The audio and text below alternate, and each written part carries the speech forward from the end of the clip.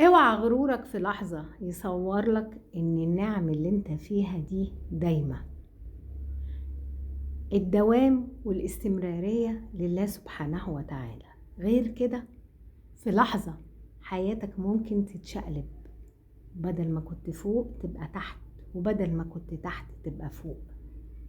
احنا في نعم لا تعد ولا تحصى، بس للأسف احنا كبشر بيبقى عندنا حتة ان احنا بنتعود على النعم ونفتكرها ان هي عادي، وان هي مستمرية، وان احنا ناقصنا كتير، وان احنا عندنا حاجات كتير عايزين نعملها واحنا ما عندناش حاجة.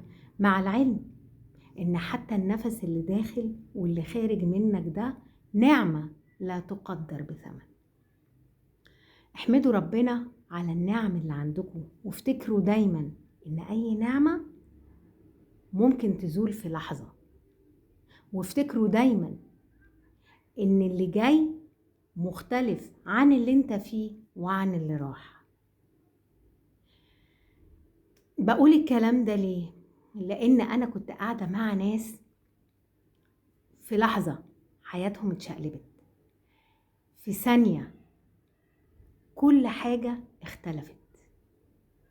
الله أعلم باللي جاي، وربنا يسترها علينا جميعا يا رب العالمين، ولكن احمد ربنا على اللي عندك، وقدر قيمة اللي عندك، ما تستهونش بيه أبدا، لأن دوام الحال من المحال.